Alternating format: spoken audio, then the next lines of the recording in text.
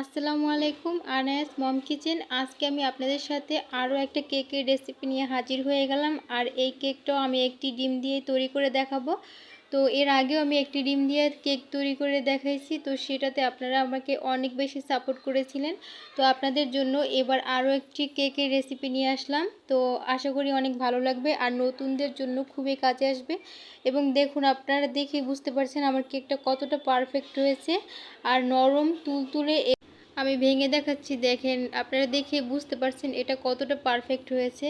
আর এটা খেতেও কিন্তু অসম্ভব মজাদার আর খুব বেশি সময় লাগে না। তো আপনারা বাসায় অবশ্যই একবার ট্রাই করে দেখবেন। তো আশা করি আমার ভিডিওটা ভালো লাগবে।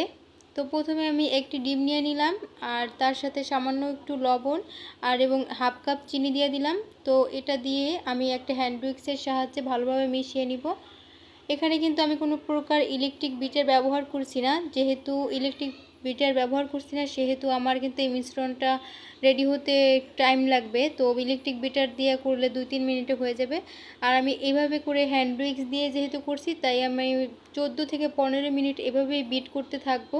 আপনারা এটা যত বেশি বিট করবেন, তত আপনাদের কেকটা অনেক বেশি ফ্লাফি হবে এবং ফুলকো হবে।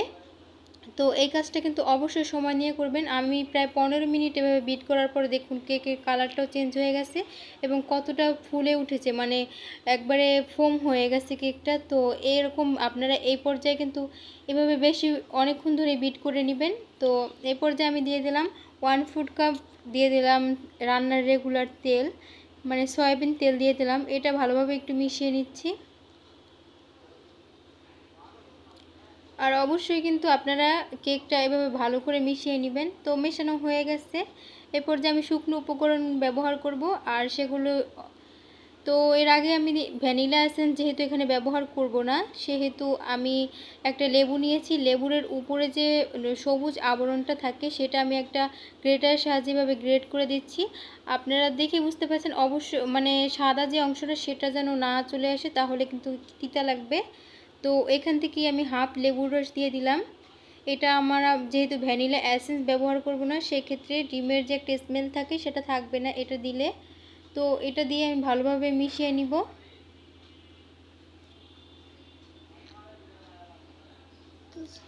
আর এই ফ্লেভারটা কিন্তু আপনারা কোনো এসেন্সে পাবেন না। তো এরকমভাবে একবার ট্রাই করে দেখবেন কত মজা হয় খেতে এবং মানে ফ্লেভারটা অনেক ভালো আসে। তো এই পর্যায়ে শুকনো উপকরণগুলো আমি চেলে ব্যবহার করব। অবশ্যই এখানে চেলে ব্যবহার করবেন, এতে করে ভালোভাবে ময়দাটা মিক্স হয়ে যায়।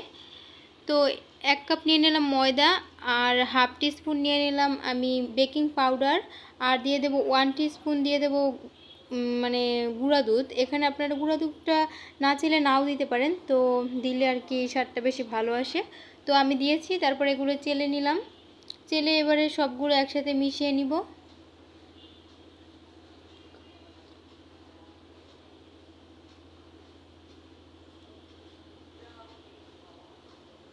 দেখুন এই পর্যায়ে কিন্তু আমার এই ঘনত্বটা কিন্তু পারফেক্ট না, মনে হচ্ছে অনেকটাই ড্রাই, মানে শক্ত। তো এই পর্যায়ে কী করব, আমি আরও প্রায় 1/3 কাপের মতো দুধ নিয়েছি, মানে তরল দুধ, সেটা আমি অল্প অল্প করে অ্যাড করব।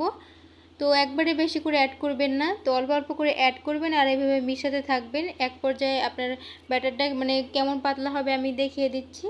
তো ঘনত্বটা যে এরকম হলে আপনার আর দুধ দেওয়ার প্রয়োজন নেই। তো আমার 1/3 কাপ দুধ পুরোটাই লেগেছে, তো আপনাদের কম বেশি লাগতে পারে।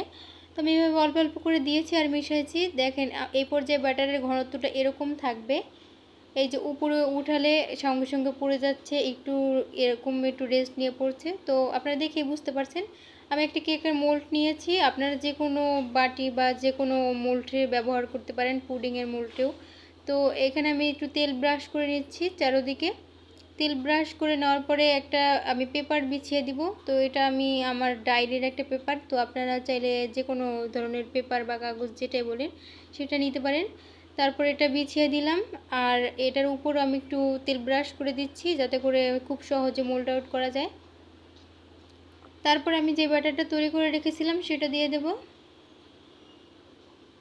দিয়ে আলতো হাতে আমি একটু ট্যাপ করে দিচ্ছি, যাতে করে ভিতরে যদি কোনো বাতাস থেকে থাকে সেটা বের হয়ে যাবে। এ পর্যায়ে আমি চুলায় একটা পাতিল বসিয়ে এটা প্রিহিট করে নিয়েছিলাম, আর চুলায় একটা স্ট্যান্ড বসিয়ে তার উপরে দিয়ে আমি ঢাকনা দিয়ে দেব প্রায় 40 মিনিটের জন্য মিডিয়াম আঁচে। তো 40 মিনিট পর আমি প্রায় 45 থেকে 50 মিনিট, মোট 50 মিনিট পর আমি এটা খুলে নিয়েছি। দেখুন মাশাআল্লাহ আমার কেকটা কতটা ফুলে উঠেছে, আপনারা দেখে বুঝতে পারছেন। তো এটা আমি এখন ঠান্ডা হওয়ার পরে আপনাদেরকে একটু মোল্ড আউট করে দেখাবো। তো দেখুন আমার কেকটা পুরোপুরি ঠান্ডা হয়ে গেছে, পুরোপুরিও এখনও ঠান্ডা হয়নি। আমার মেয়ে এর আগেই বলতেছে যে আম্মুর হাতে বানানো কেক খাবে, ঘরের কেক খাবে না, তাই আমি এটা মোল্ড আউট করতেছি। আর দেখুন আমার কেকটার নিচের অংশটাও কিন্তু এভাবে পুড়ে যায়নি, আপনারা দেখেই কিন্তু বুঝতে পারছেন কতটা সুন্দর কালার আসছে। তো চারদিকটাই কিন্তু অনেক সুন্দর হয়েছে, আর আপনারা দেখে বুঝতে পারছেন এটা কতটা ফ্লাপি হয়েছে এবং নরম এবং তুলতুলে হয়েছে। এটা কিন্তু কোনো প্রকার শক্ত না, আপনারা দেখে আমি চাপ দিচ্ছি আর এটা ডেবে যাচ্ছে, আপনারা দেখেই বুঝতে পারছেন। তো আপনাদের কেটে দেখাচ্ছি, এটা ভিতরটাও কিন্তু জালি জালি ছিদ্র ছিদ্র ভাব হয়েছে এবং দোকানে বাজারে যে কেনা কেকগুলো একদম সেম এরকম হয়েছে। তো আশা করি আমার ভিডিওটা ভালো লাগছে, আর আমার ভিডিওটা ভালো লাগলে অবশ্যই আমার চ্যানেলটা সাবস্ক্রাইব করবেন। আর এতক্ষণ আমার ভিডিওটা দেখার জন্য সবাইকে অনেক বেশি ধন্যবাদ জানিয়ে আজকে এখানেই বিদায় নিচ্ছি। আল্লাহ হাফেজ।